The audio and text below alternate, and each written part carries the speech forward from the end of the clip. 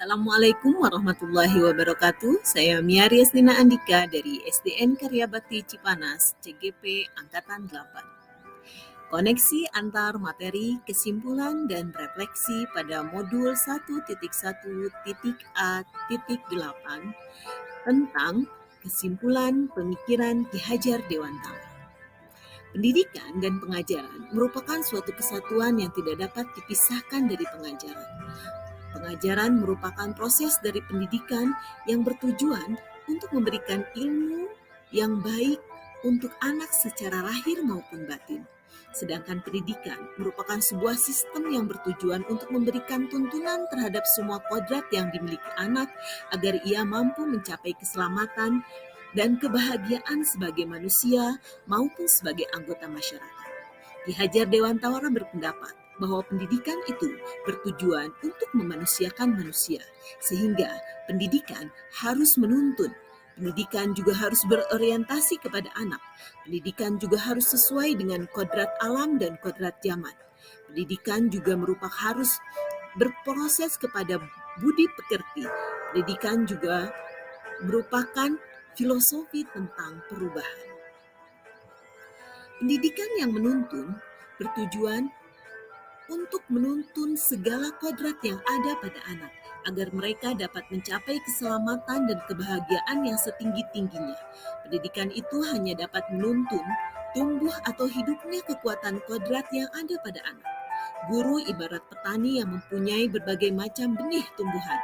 Tugas guru sebagai pamong untuk memberikan tuntunan dan arahan agar anak tidak kehilangan arah dan membahayakan dirinya. Selanjutnya, pendidikan harus berorientasi pada anak. Hasil pemikiran Ki Hajar Dewantara tentang taman anak dalam taman siswa menegaskan bahwa pembelajaran yang ada di kelas, hendaknya kita juga harus memperhatikan kodrati anak yang masih suka bermain.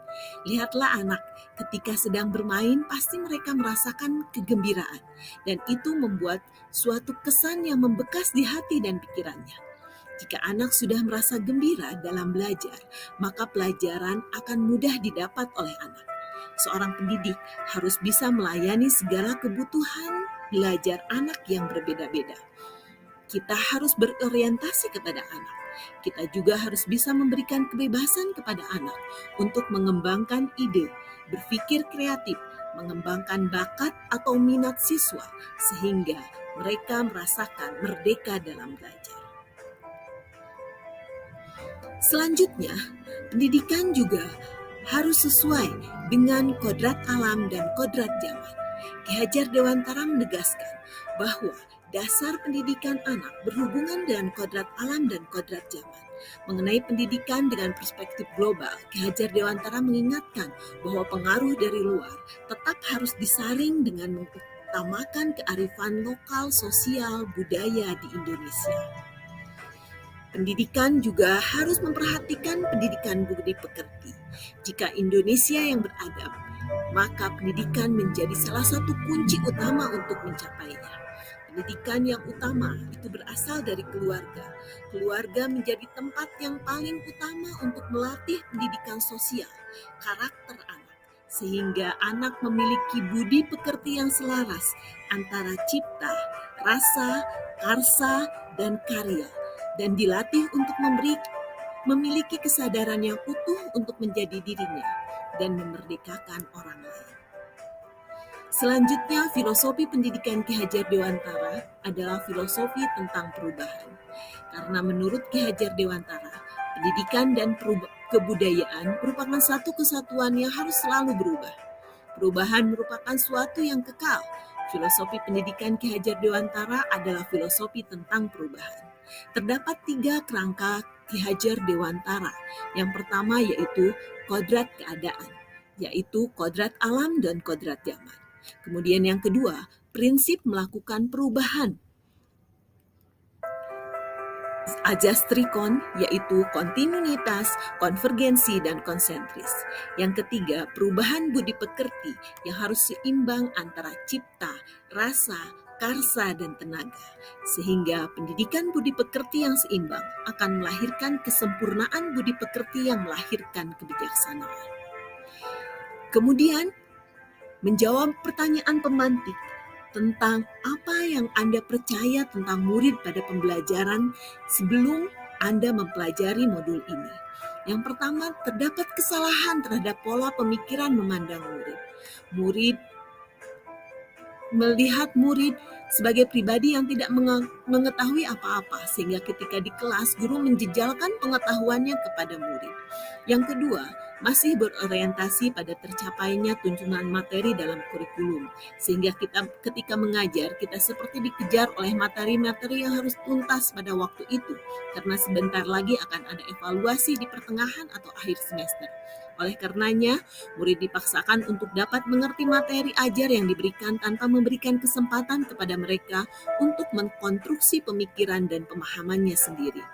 Yang ketiga, melihat murid dengan pandangan yang sama, tanpa melihat keunikan masing-masing murid, sehingga metode dalam penyampaian materi, evaluasi, disamakan di kelas. Tidak ada perbedaan untuk melayani keragaman murid secara belajar murid di kelas.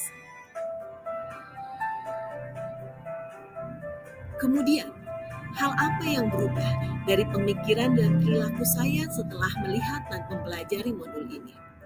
Hal yang berubah dari pemikiran dan perilaku saya setelah mempelajari modul ini yaitu melihat murid sebagai individu yang sudah mempunyai dasar ilmu, sehingga kita lebih bisa mengeksplorasi pengetahuan dengan cara diskusi dan tanya jawab.